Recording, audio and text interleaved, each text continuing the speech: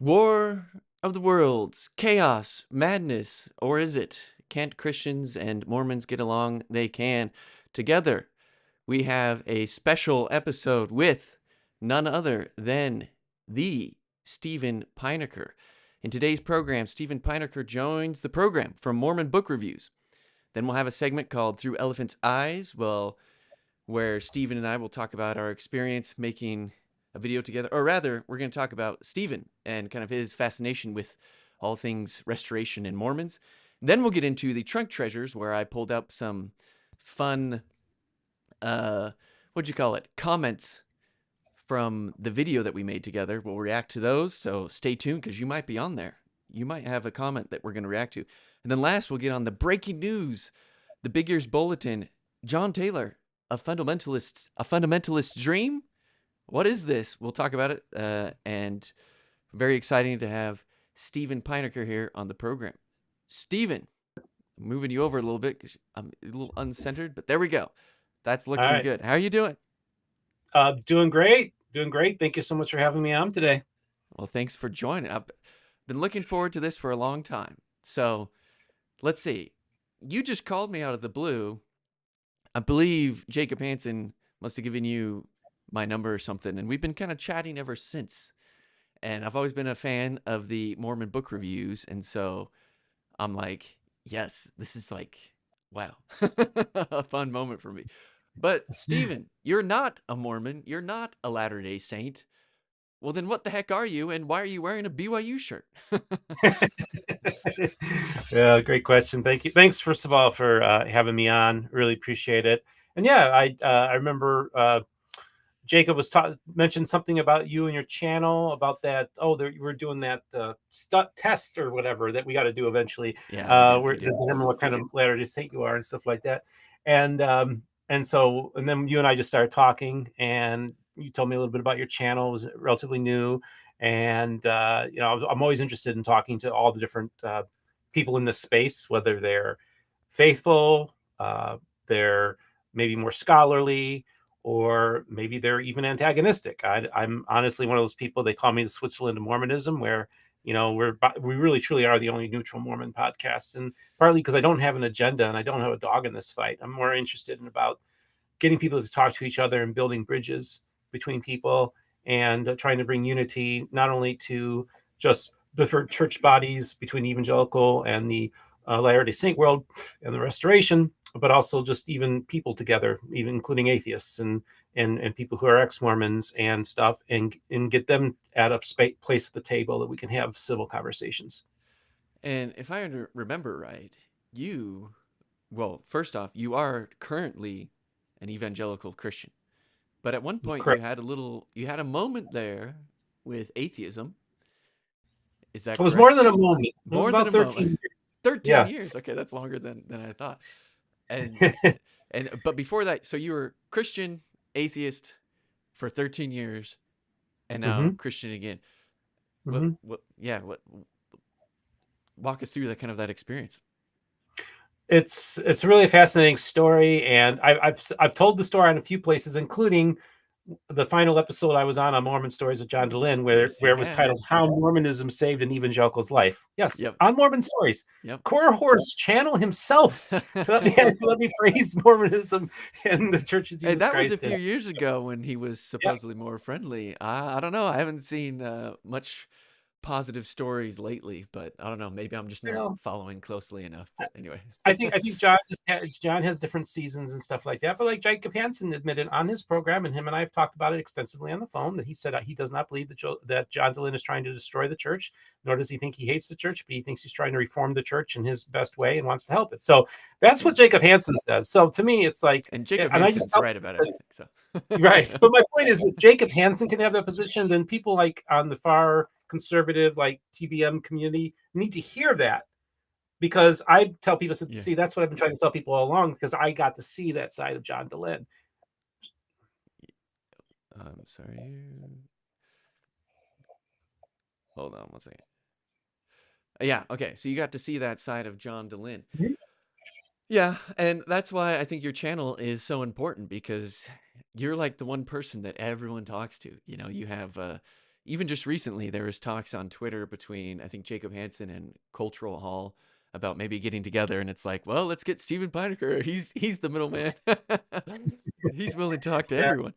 But It's it that yeah, often does happen frequently. It happens a lot behind the scenes that people never know about either. yeah, So, and some of it doesn't come to fruition, and maybe some of no, it will in the future. So I don't want to say anything too much. yeah, But at the same time, so you're kind of beloved by all these groups, but you also have a lot of haters, unfortunately, because you also have haters within each of those groups who are like, well, you're not on our side, which is funny because I started seeing that a little bit firsthand with some of the comments on the video we made together.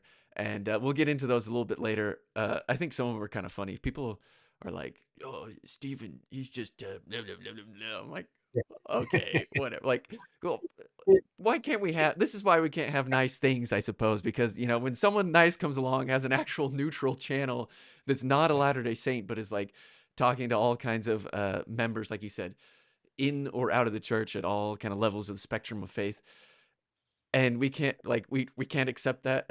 It's like, come on. Right. Well, and honestly, I think a lot of the criticism comes from people who don't even watch the channel. They just see the Or the video, title, yeah. or they see the guest, or they see the thumbnail, and they just immediately assume a lot of things. And usually when people attack me, it's done out of ignorance. It's Yeah. like if you actually spend some time, even just a little bit of time, watching my program or watching my appearances on other places, you would understand that I don't have an agenda. And I've had many people who said when I first came on the scene, they thought, okay, who's this guy? What's he all about? Well, now everybody knows that that I am friendly. It doesn't mean that I'm not critical, nor does it mean I don't have critics. I mean, early days when the church finances stuff became a big story, I had one of the first whistleblowers from Canada come on. So I'm not one of those people that, oh, we're just going to do everything that's all hunky dory and nice. No, I'm going to have critics on, but I'm Yeah. also going to have evangelicals on, and that also maybe are more favorable to the church, like Jeff McCullough and David Boyce, of course, before he joined your church, and then Dr. Kyle Bashirs, Dr. Christopher Thomas, who just recently stepped down as the chairman of the Book of Mormon Studies Association. He's a well-regarded Pentecostal theologian, and just talk to all these different types of people and have more civil conversations, and just I want people to see that what I really enjoyed about the video. I know we're going to talk about that, but the whole are Mormons Christians question, right? I really was glad that you included myself, and then you included Pastor Jeff, and then you included Dallas Jenkins, because we all were singing from the same hymnal. We're in one accord with each other. And I think all three of us independently got there Hmm. through our interactions with Latter-day Saints. Hmm.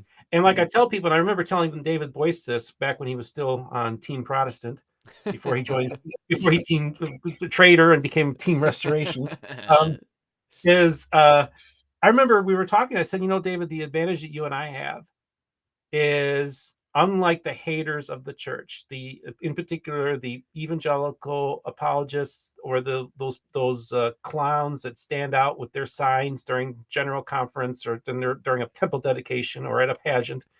Yeah. I said, unlike them, we get to see the pearls of the restoration.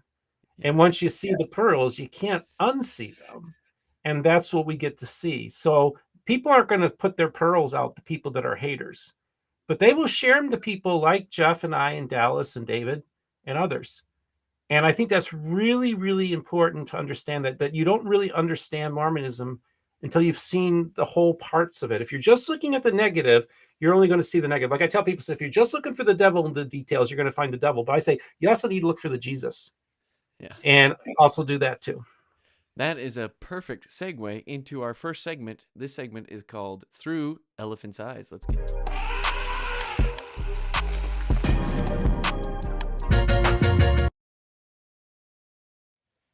All right. So the Through Elephant's Eyes.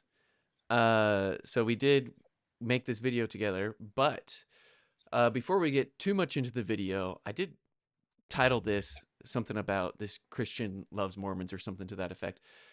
And I kind of want to get more into that side. Okay, you obviously you made this video with me. You talked about just barely seeing the pearls, seeing the Jesus as opposed to the devil in the details, which I really like that. But the question begs the question is, why are you so interested in the first place? Oh yeah, I Why guess are that was your you original question. why are you an evangelical? No, that's good. Now, why are you an evangelical that like most evangelicals don't really care? I don't know. Maybe I am misrepresenting here, but like you seem obviously to care a lot more than others. You have a Yeah, channel called Mormon Book Reviews. right. I think most evangelicals who care in one sense are more like, okay, we got to save their souls because they're heading straight to hell. Exactly. Which I The appreciate, rest, by the way, because if you right? really Yeah, believe I get that. that I'm going to If you hell, really believe that, then please, fair enough. yes, I yes. agree. Um, Unfortunately, the tactics they use cause people, when that general conference, when they're seeing those clowns and those yahoos or seeing the stuff they're saying online, the people are walking to their general conference and be like, you know what, if I were to ever leave my church, I would certainly not join their church. So I think they need to reconsider their tactics. But I would Yeah, say, yeah. And true. then the vast majority of evangelicals would be indifferent or not even really know anything about your church other than maybe the God Makers cartoon or stuff that's been influenced by the God Makers. And so the reality is It it's a seems very like superficial. a Yeah. lot has been influenced by that video because even in this video, there's people commenting things that I'm like, man, I can't believe people still believe this. But maybe I'm in an Right. echo chamber a little bit because I consume a lot of Latter-day Saint content online. It just seems crazy to me that people would still believe some of that stuff. Which, speaking of which, did you ever you were going to make a reaction video? Yeah. So actually, what happened was when we're going to talk about the whole John Taylor thing, but a few things happened Oh, where, yeah, yeah. basically we're going to do a panel discussion with a group of people, which would include evangelicals, fundamentalists, Mormons, and other different. Fundamentalists in there too, huh? Oh, gotta have my favorite Benjamin Schaefer of the Okay. Righteous Branch Schaefer. on. Right? He's the like I say, the Ogden Kraut of the 21st century, the man who puts fun in Mormon fundamentalism. Gotta have Benjamin Schaefer on Oh, man. it. And so we're gonna put together a panel discussion about the God Makers cartoon.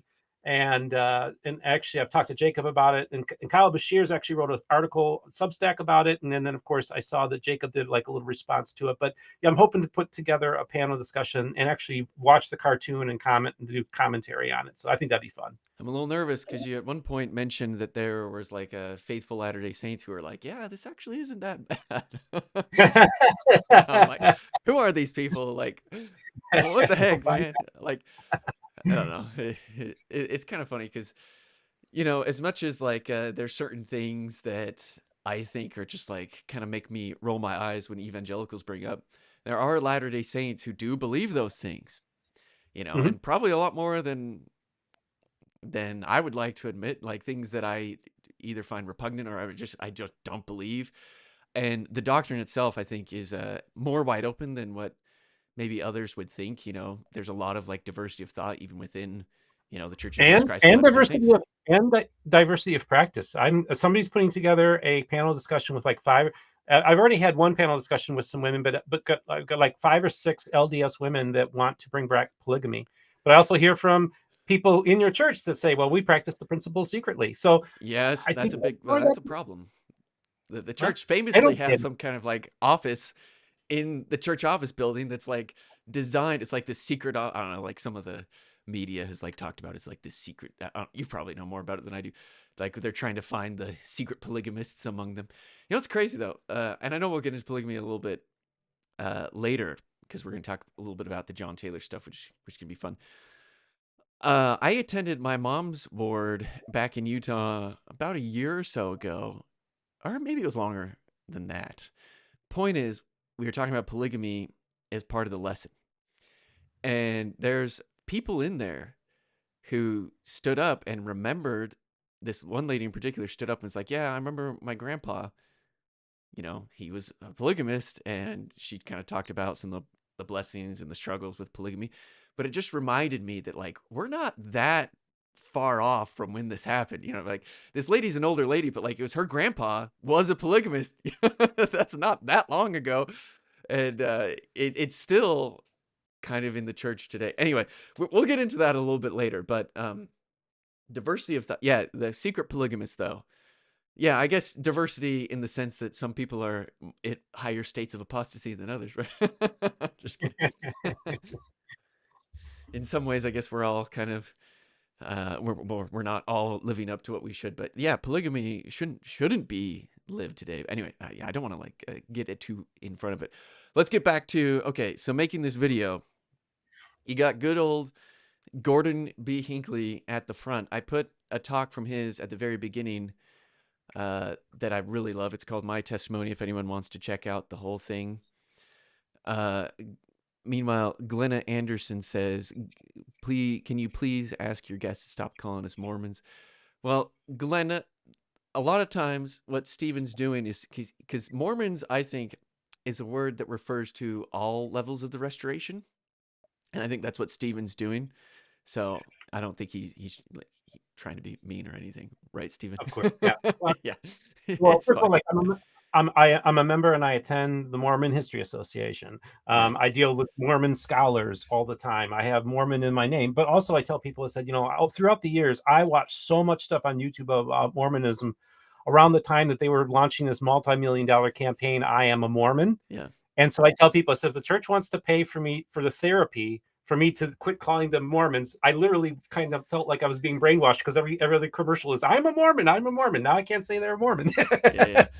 It's a habit, It's hard to break habits. I will say though, so I was all in on the I'm the Mormon campaign. Me and my buddy had profiles somewhat popular because we were had somewhat of a presence in that space on YouTube back in the day, and it was fun. I liked the Mormon profile and whatnot, but I got to tell you, because of the other Mormon sects, if you will, the other restoration movements, I am all for not calling members of the Church of Jesus Christ of Latter-day Saints Mormons anymore. In fact, in that sense, I'm an ex-Mormon, right? Right. Or Because or anti-Mormon.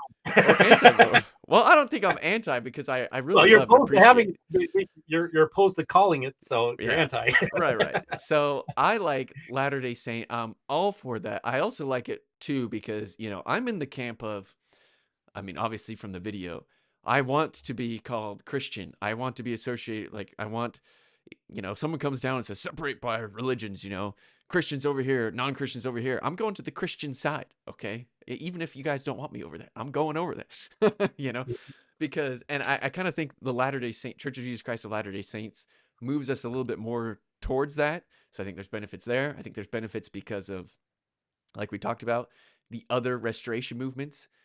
They're Mormons too because they believe in the Book of Mormon, but we're not the same, so we don't want to be lumped in with them. We don't want to be lumped in with fundamentalists who are practicing polygamy at this point when we are no longer doing that in this life. Dot dot dot. And we don't want to be associated with not Jesus Christ. So yeah, Latter-day Saint. I like that a lot better. So thank you, Glenna, for bringing that up. But yeah, I'm not like again, Stephen. One thing I think people should appreciate about you is your willingness to talk to all restoration movements, not just Church of Jesus Christ of Latter-day Saints. You talk to Church of Jesus Christ, which is the Bickertonites. You talk to the Fundamentalist Church of Jesus Christ of Latter-day Saints, Community of the Christ. Community of Christ, the Reform. You name them. I've had Denver Snuffer on. I've had many polygamists come on the program. So I do talk to everybody, and so I kind of look at the Restoration and Mormonism as being like, you have Catholicism, you have Protestantism, and then you have Restorationism. And Yeah, there's actually Restorationism even within the evangelical yeah, tradition that's true. as well, not only in the 19th century with the Stolen Campbellite movement, but even with the born again Christian movement and the charismatic and Pentecostal movements, were also, consider themselves to be restorationists as well, because they're Yeah, restoring things back to the church. yep. So I guess the distinguishing factor would be Latter-day Saint movements. I think is the Yeah. category for. Latter day Saint movement, Smith Rigdon movement, as Steve Shields likes to call it. So, yeah. So Stephen, what was your reaction to President Gordon B. Hinckley at the beginning of the video? I just want to see what your thoughts were on that. Yeah, I thought it was very positive. I think just by watching his speech to General Conference that he has a very sincere faith, and that seemingly Jesus does play a major role in his life, and he does think very highly of him, and then just described about what kind of role he plays in his life and what kind of relationship he has with him. and I found that to be very touching and very compelling. Yeah, I thought so too. It's one of my favorites. Again, it's called My Testimony. Um, Gordon B. Hinckley's a good guy, and that's really what I get from it too. There's a lot of sincerity. I feel he gets a little emotional at one point, which Hmm. is not typical of uh, President Gordon B. Hinckley. So he was the prophet of the church at the time when he was giving that talk. He died in, what was it, 2008, I believe. Then we had President Monson and then President Nelson. But I understand that you've been following and been interested and fascinated with the church, the Mormon, the Latter Day Saint movements for a long time. So had you been, you knew who President Hinckley was, I'm guessing Oh before. yeah. Yeah, yeah, Oh, certainly. Oh yeah. certainly, No, I yeah, remember watching his interview on Larry King. yeah, yeah. Did you watch it live? Are you that? Yep. Oh, nice. Okay, that's awesome. Yeah. Okay. Is that what? So what started it all for you then? Um, well, it started 8 years old. We were staying at a Marriott hotel, and I came across a Book of Mormon, um, and I Wow. was intrigued by the whole thing. I thought, wow, this looks just like our Bible. And then I saw the Arnold Freiberg paintings, which were very fascinating to me. And that's really what planted the seed. And then I've just had a lifetime journey with restoration. And then if I remember correctly, you had this fascination, but you actually didn't know any members of the church I didn't know anybody from in the church when I started my channel. I up didn't know a until you Latter Day started your Saint. channel. Oh yeah, that's right. Yeah, that's pretty crazy to think. Yeah. Now, in the past, have I had interactions with some here and there? Yes. Yeah. But did I actually have like friends, people I knew that I was close to that I got to know? No. Yep. So this was really my first foray into this thing, and I started going on Reddit and before I started my channel and just started communicating with people saying, "Hey, I'm going to be starting this channel." And then next thing you know, the first contact I ever had with Latter Day Saint, the person wanted to share me a vision that they had, a dream vision. I'm like, okay, this is strap your boots on, Steve. It's going to be a wild ride. The very first Latter Day Saint that I talked to tells me about a dream vision they had. So where Moroni appeared to them. So that's my first conversation with Latter Day Saint, who would then later go on Rod Meldrum's program to tell his story. Oh really? So it's publicly available then? Yep. Hmm. Oh, interesting. I might have to look into that one. All right, so now let's get to the segment where we're gonna react to some of the feedback we got from making this video together. I had a lot of fun making it, Steve, by the way. So thanks.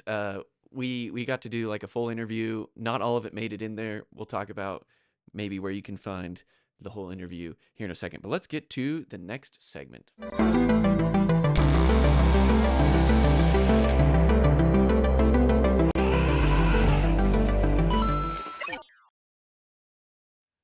Okay, before we get completely into the next segment, I need to remind everyone the purpose of this channel, which is to elevate members of the church by building bridges of understanding through fun and informative content. The church, meaning the Church of Jesus Christ of Latter-day Saints, in case anyone was wondering.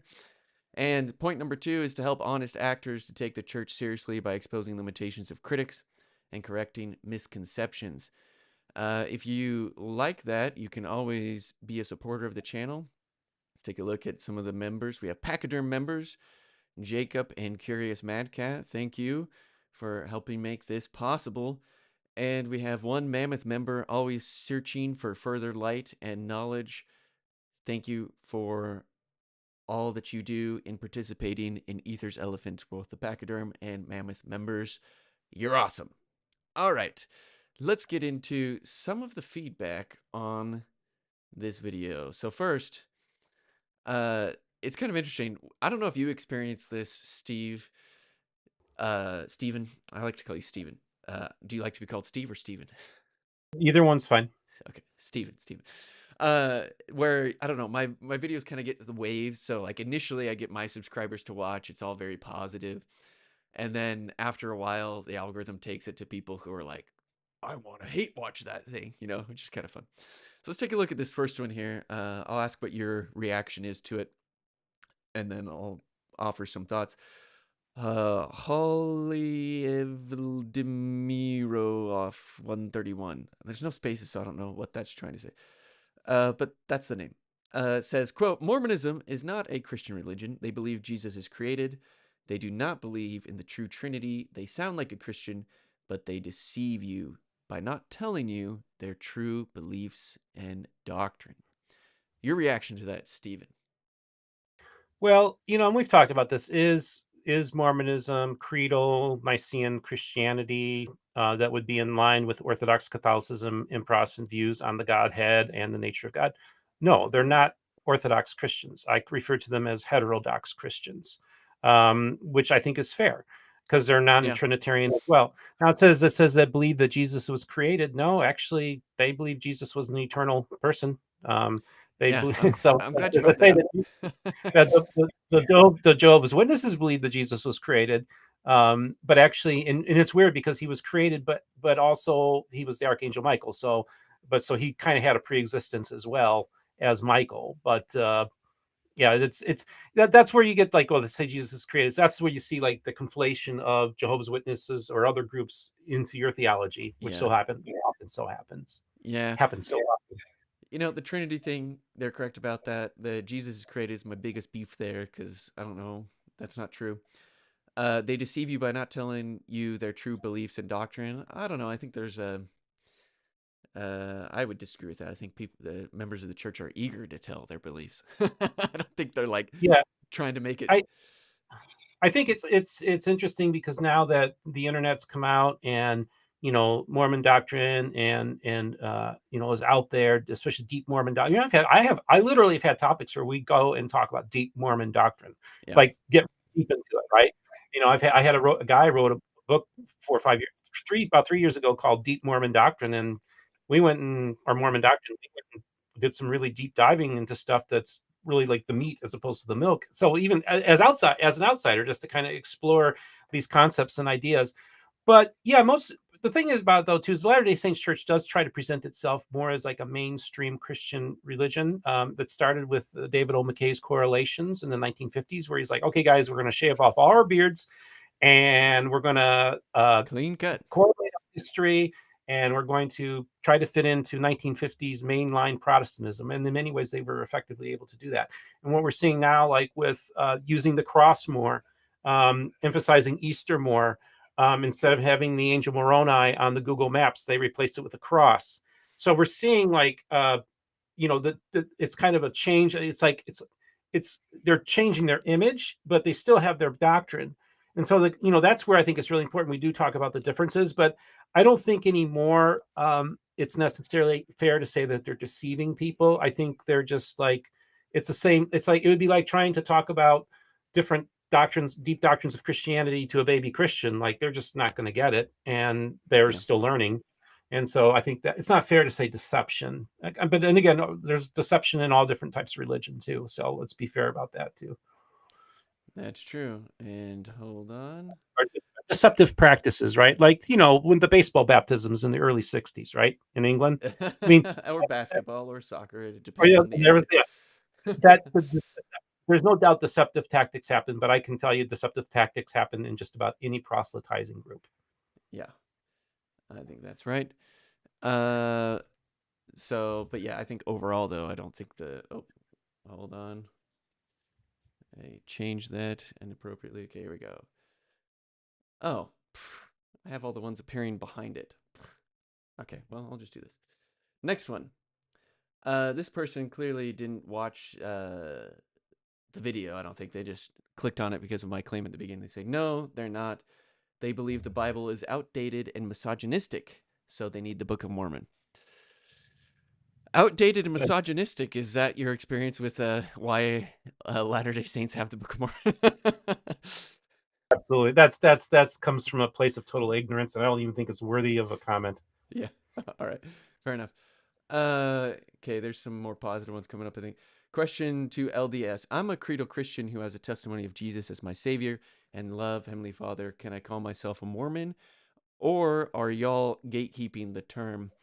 I thought this was a fun one to bring up because, you might, it's an interesting criticism. It's like, well, like you guys want to be called Christians, but what if we want to be called Mormons? It's like, well, And you're do like, you, but we don't want to be called Mormons anymore. We want to be called Christians. exactly. Well, we don't want to be called Mormons anymore. And first off, do you really want to be called Mormon? Because I don't think you do.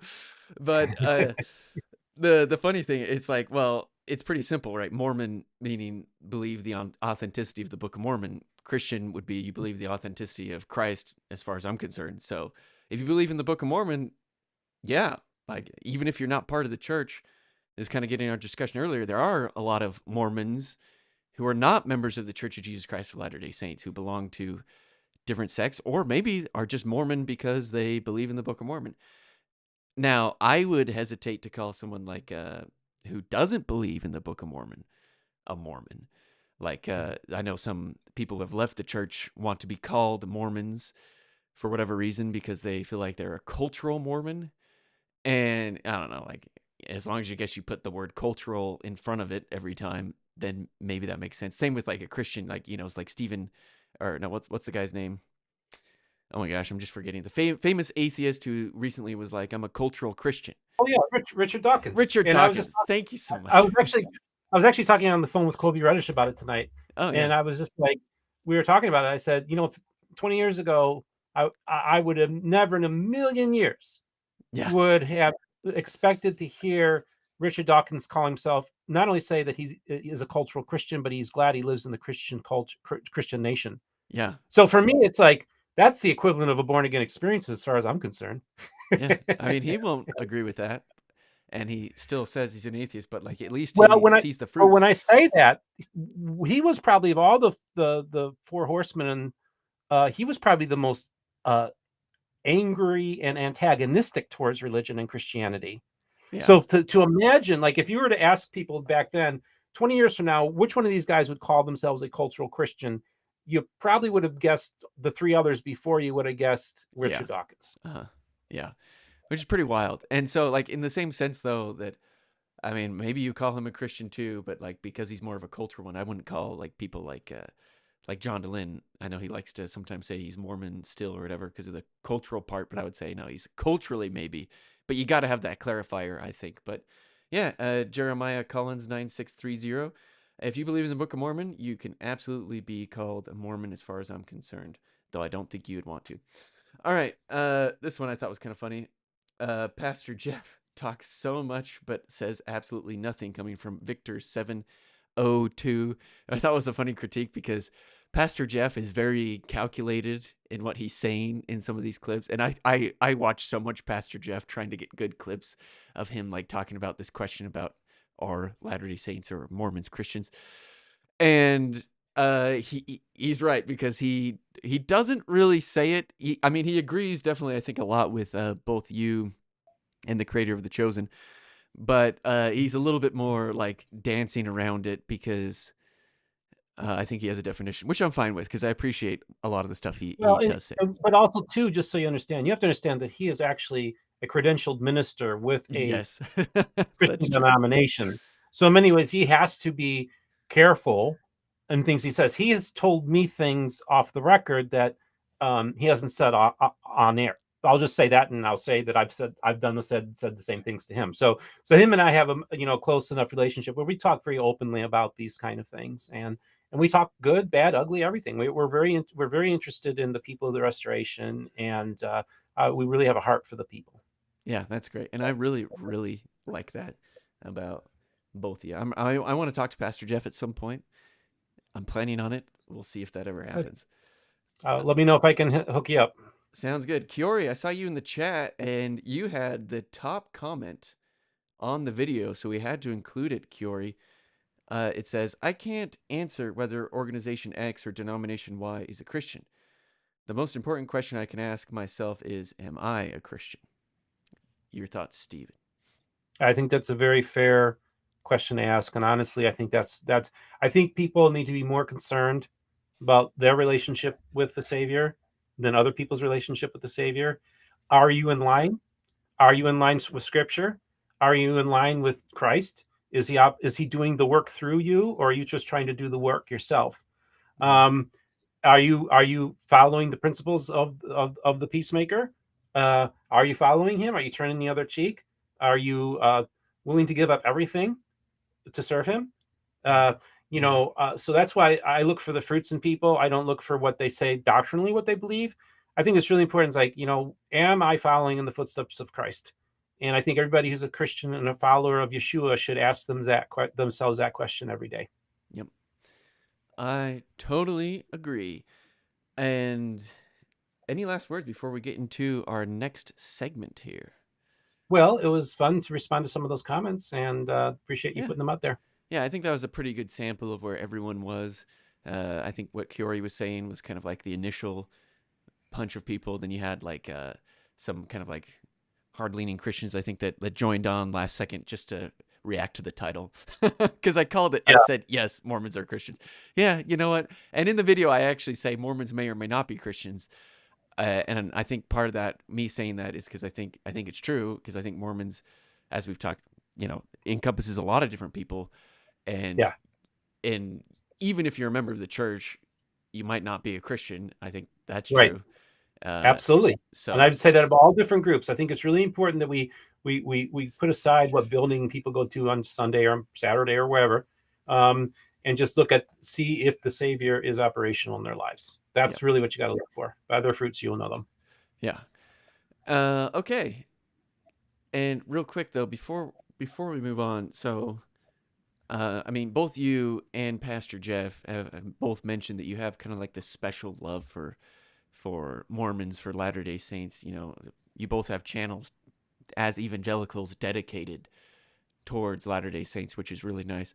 And you both have talked about there's a lot of positives to learn from Latter Day Saints and what they do, and you can bring that back and forth.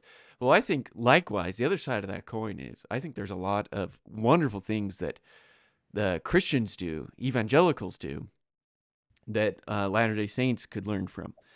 And that's something that I do want to explore more and more into the future. That's some of the conversation I want to have more with you, with Pastor Jeff, because there's certain things that I have a deep appreciation for. On my mission, I served down in Chile. And in Chile, you have a lot of Catholics and you have a lot of evangelicals, but it's a very Christian society. And I A lot of absolutely Pentecostals, a lot of Pentecostals too, right? Pentecostal, yeah, every type of Protestantism is down there essentially. Oh yeah, yeah, And it's true. I really, and it's funny because like most of the people who were serious about their faith were Protestant evangelicals. I talked to only a few Catholics who actually like believed in it. Most of them were like, just no, it's tradition. I'm Catholic. I'm Mhm. diet Catholic. But the few Catholics I did talk to were great experiences. But point is I really developed a love for the people down there, and likewise loved talking to the Christians down there. Wonderful experience, and I don't know, my perspective. Maybe I'm an optimistic guy. I guess I don't know. My perspective is to always look at like where we agree on and what we can amplify about the things we do agree on, which is so much more than I think what people like to admit on the internet, at least. And so I'll just kind of leave it at that. I think there's so much to that Latter Day Saints can also learn from Christians and evangelical Protestants and Catholics even. And so I hope that what you guys are doing is so good to kind of change the narrative about discussing between Mormons and Christians online. That I hope that can be reciprocated in the other direction as much as possible too, because I think we're all just trying to seek Jesus, right? And we have different understandings of like different natures of Christ and all that, and the Trinity, obviously. But like, I think at the end of the day, and you can totally disagree with me on this. In fact, I asked you this in the interview. At the end of the day, I think fundamentally, a lot of us are the same religion, which is we're seeking after Jesus Christ. And I know people might disagree with me on that, but I think that that's something to consider. And we're all at like different places in that seeking of Christ, right? I'm where I'm at in the Church of Jesus Christ of Latter-day Saints because I think that's where I find him. Anyway, I'm talking a lot. Any thoughts there? Well, I think it's interesting because Jeff is a pastor, and I'm just a lay person who's just like a geek of Mormon history and culture, A and layperson with a camera and a YouTube channel. So yes, yeah, and and honestly, I didn't expect to have the impact on this community that I've had. I really thought I'd just have a small little book review channel with a few hundred subscribers, but I got on a lot of people's radar screens really fast, and you know, uh, just have all these connections with all these different restoration groups and connections in the church office building and in different yeah, departments in the church and at Brigham Young University. So I'm privy to a lot of inside information and that a lot of people just aren't aware of. And some of those stories end up being broken, like the sale of the Kirtland Temple was broken on my channel last year. And Yeah, I was gonna but bring also, that up. I'm like, do people realize that you broke that? I'm yeah, pretty sure the church was waiting to announce that until General Conference, and then yeah. they couldn't anymore because Steve Pynakker with that Mormon book reviews came out and said, "Oh, they're buying it." And it's So because of my relationship with all the different branches of the Restoration yeah, that enabled that, because it was a Strangite, John Hychek, who was the one that had that information. He said, "How would you like to break one of the biggest stories in the history of the uh, uh, restoration. Restoration?" Yeah, yeah, And I was sitting there like, heck yeah. And then just to have that moment where you realize that you're one of the few people on the planet that knows something that millions are going to find out very shortly, and to just be that's going to affect people's lives, that's going to make people very excited, but it's also going to devastate the people in the community of Christ, which it did. yeah, So it was a roller coaster. And then later that night I actually went on Greg Mattson's show, The Quick Show, to kind of talk about it as well. So yeah, that was crazy to be in a 50-year-old mobile home, lives with their mom, and have that story. But then even since then, we've broken other stories, yeah, as well. And so we have become a clearinghouse of information, and I'm sitting on a lot of information too. yeah. In fact, there's some information that was somewhat new that you were talking about on your channel, which is our next segment. This segment is called the Big Ear. Run.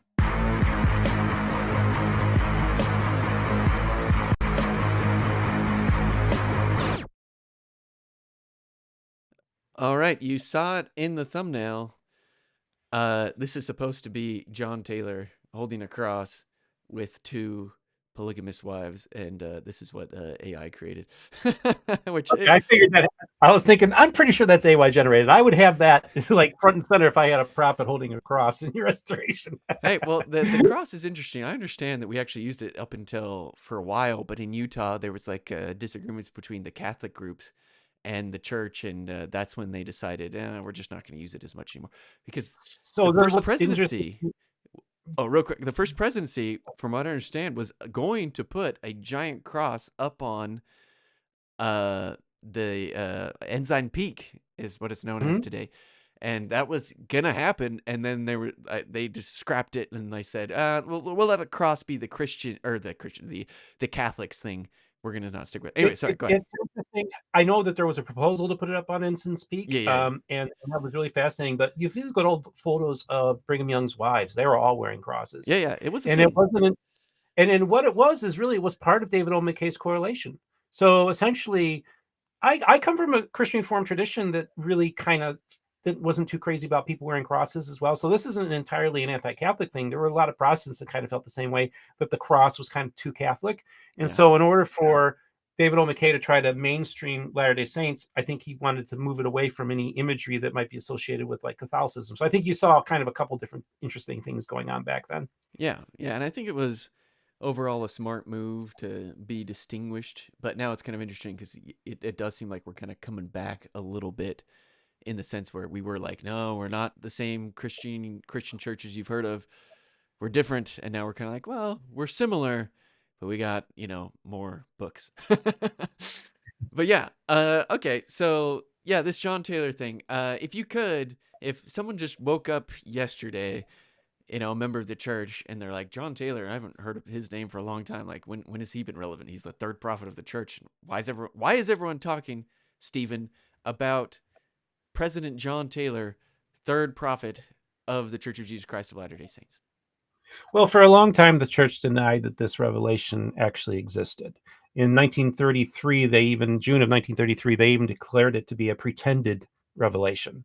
Quote So you unquote, yep. have, yep. So you have quotes from the church basically saying that this is not true. It's pretend. It's made up. And you have this other line of people who are firm believers in the principle. And keeping in mind that I've been in touch with what's his name? The apostle that was baptizing people in Mexico, their grandson, Anthony. Anthony. I don't know who you're talking about.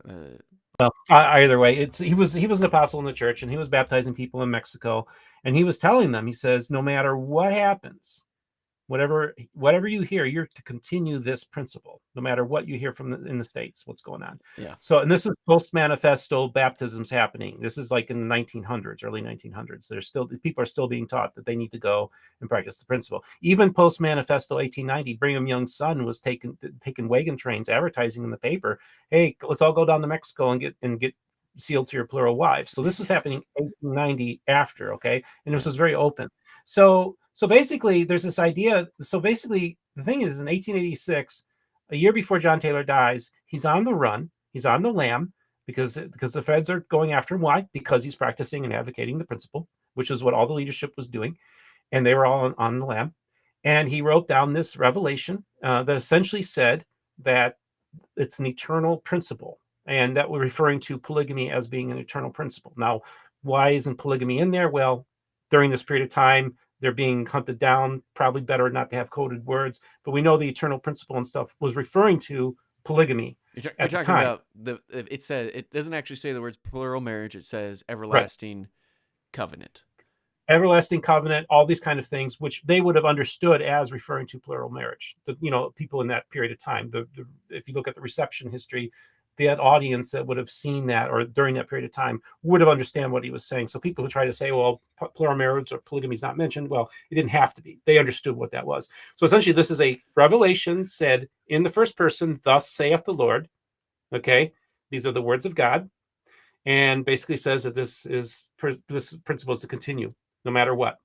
And then, of course, he dies a year later, and then 4 years after he wrote that revelation, the church did the 1890 manifesto, essentially saying that we no longer practice the principle. So what happens is that you have all these people saying that well, we got Taylor's thing. Even Taylor's son Yeah. was communicated, and he was a member of the Quorum of the 12. Mhm. He was excommunicated because he was showing his letter saying, my dad, we got to continue this. So they all understood what this revelation meant and what the implications were, and even his son did. And so that there were people that were told and there's claims made by fundamentalists that they were the people that started Mormon fundamentalism were there, like the Mussers, and they were basically given this special important role to continue the principle no matter what. And so that's where the fundamentalists feel that that's their birthright to practice this principle, to keep it alive, because it's an eternal principle and it needs to continue forth. And so they've done this, but then throughout the years, as they start to separate, because remember, before 1890, the Church of Jesus Christ of Latter-day Saints was a Mormon fundamentalist church in that they were practicing the principle. And then slowly but surely, as time progresses, now we get into the 1920s and 1930s. At first, they were saying, well, you can no longer do sealings. Okay, then you can get excommunicated. And then by the 1930s, if you were practicing the principle, you could get excommunicated. So slowly but surely, during this period of a couple decades, we're seeing these groups split off. And then from the Brighamite branch or Utah branch, the Church of Jesus Christ of Latter-day Saints, they're basically now saying that this was not a true revelation. This was a pretended revelation. And the fundamentalists maintained all along, no, it was a true revelation, and we're following the prophet. So as these groups get further and further apart, and this idea is like, oh, these fundamentalists are whack jobs, they're making this stuff up.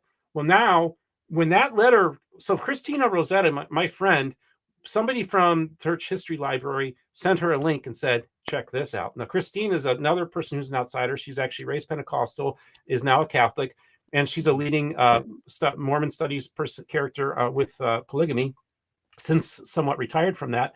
But she saw this and understood the significance of it. And so she sent it out to her polygamous friends, and they were spiking the football, because it's like, yes, finally, We we knew get all vindicated. along.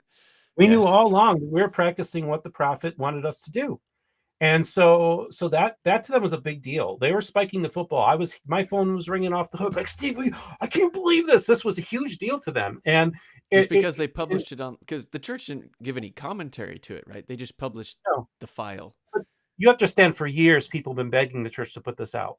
And it's officially now in the church catalog, says 1886 revelation of John Taylor. Even says it's a revelation. Well, Small r, small r. small r, yeah. But Well, yeah. I'm just saying, to the people, especially the people in the fundamentalist communities, this was a watershed moment, because they finally feel like, no, we're not the crazy fundies that you like to make fun of. No, we were practicing something that we felt we were commanded to by a prophet that you also recognize as a prophet, and that they continued to practice this principle. Anthony Ivins was his name, the gentleman who told people continue the principle no matter what. So they had apostolic permission in some levels to do this, and so that's all they were doing is they felt like they were obeying the higher law. Yeah, I know when like the original manifesto came out, it almost I like to characterize it as this, and maybe it's wrong for me to say it like this, but I almost feel like the members of the church were like, uh huh, wink, wink, right? Because you're just saying that for like the government, right? Like, Mhm. and that's Absolutely. why a second manifesto had to be put out 14 years later or so. But like Mhm. it gets kind of messy because I read it's a short revelation. You can read it online. Everyone should read it online. They have it unless I didn't read the whole thing, but it's only like a page long. And Yeah, for it's very short. And I yeah, encourage people to watch my episode where polygamist Benjamin Schaefer reads it, because he looks just like Brigham Young with his long beard, and he reads the Revelation. It's like, man, I feel like I'm transported to the 19th century. that's funny. And I understand it as I mean, so the story as I know it. So John Taylor's son, being a member of the Quorum of the 12, was one of the more pro polygamous people, as you mentioned. And when Wilford Woodruff and the rest of the Quorum of the or the first presidency kind of said, release the manifesto, he was kind of one of the ones that's like, oh, this is wink, wink, nod, nod, keep going, And then when they were like, no, no, it's not, they took him out of the Quorum of the 12. He continued to practice it, and then they excommunicated him. And from what I understand, that's kind of the first main moment where he like was like, no, look, this is from my father. This is a revelation from him. It's going to be eternal. But what I gather, and a lot of this is just speculation, because how could we possibly know? Because we weren't there, right? And I hate history for that reason because it's so much speculation. But it seems to me that like the leaders of the church and others didn't believe that actually was from John Taylor. Any thoughts there, or do you?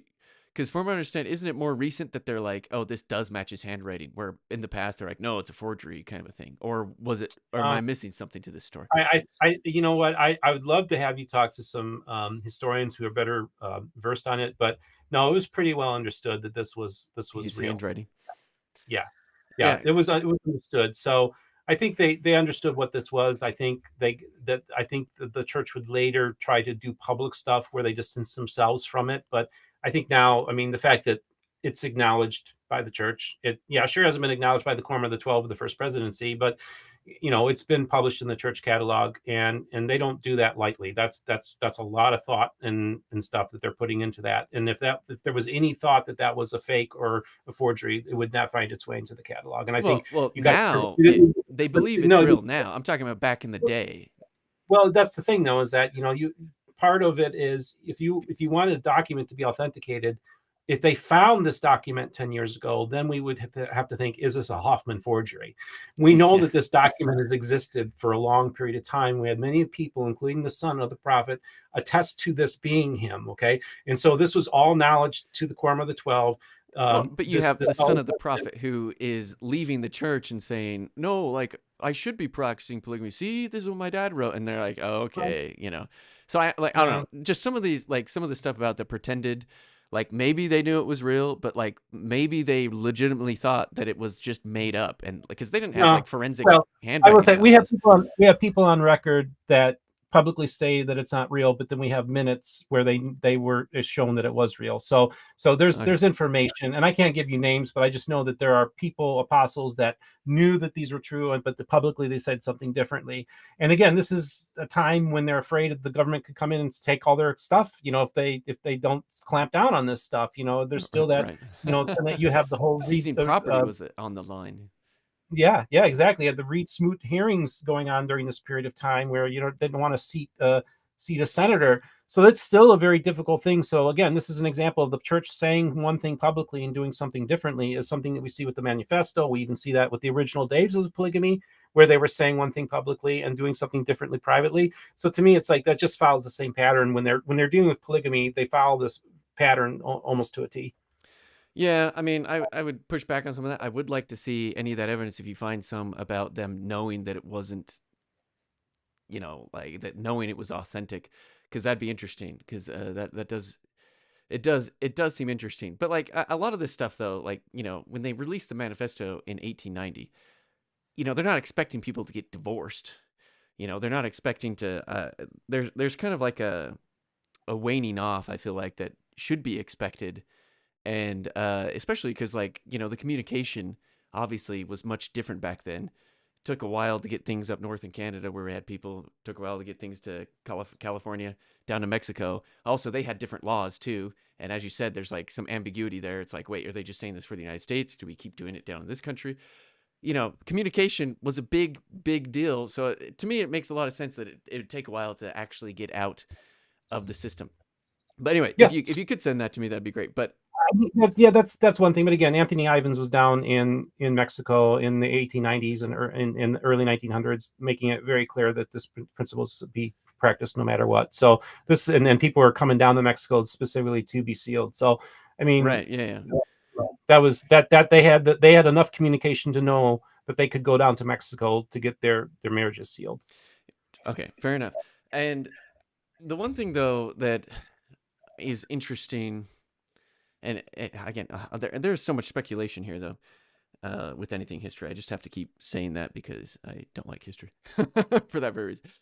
But the one thing that is interesting though, so let's assume, that this, well, not assume, like this is in his handwriting. This is a John Taylor revelation.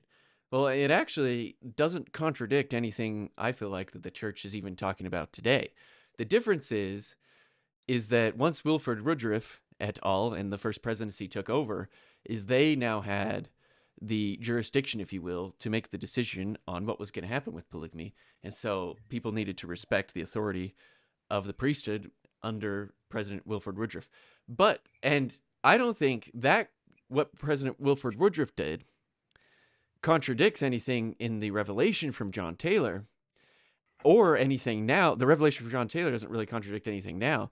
I think the fundamental difference here is the use of that revelation, and maybe this is, maybe it wasn't pretended because it was a real revelation, but pretended in the sense of how it's been interpreted, because using it as an excuse to still practice polygamy, I think is incorrect, because President Woodruff was Right. now the prophet. And It's so, and it, it doesn't it, say you that you know, have to practice it on you, the earth. you have Anyway, to keep going.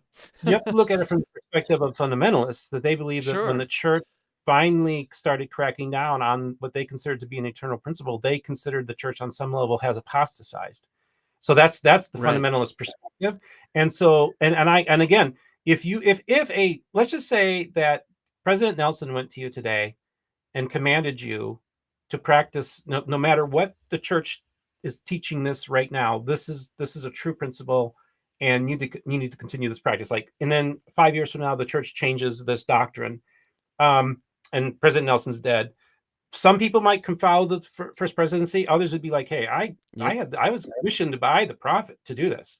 And so, what is the role of a prophet, seer, and revelator? If and if he felt, and this, the interpretation with the fundamentalists is that they were set apart.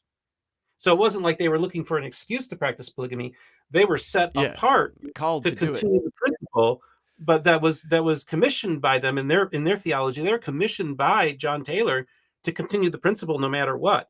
And so they're just following what they think is an important thing. And so they don't look at it as an excuse, or that that they want to do it. They think this is really an important thing, and there's a lot of church teachings in the 19th century that talk about the importance of having plural wives. And Right. so they're just practicing what the original three prophets of the church taught and believed. Yeah. I And think I think for them, that they break off. They think you guys broke off from them. right. Yeah. Yeah, that's fair. I think the difference though is like, let's get back to this example. Like President Nelson's like, you need to practice polygamy, polygamy, polygamy. Okay, and I take on multiple wives. I would hate to do this. This is why it's an Abrahamic test, people, because it's not fun. It's not a, like, it very much pushes the boundaries. I think it's supposed to be an Abrahamic test. That's the lens we should look at it as. Abraham was commanded to kill his son Isaac. That is like against what you would expect God to command. Anyway, so let's say President Nelson says, you got to practice polygamy, Rylan. Okay. and it's an eternal principle. You need to practice it. Okay, I take on multiple wives. President Nelson dies. Well, the difference is, and then like the new prophet, which would be President Oaks, is next in line. So let's say President Oaks comes out and he's like, no, we're like, no more polygamy. Okay, well then I can do both. I can continue. I'm not going to just divorce all my wives. But the difference is President Oaks is saying not to continue it. So like I can still be true to President Nelson Okay. and stick I with guess my that's wives and leave it right.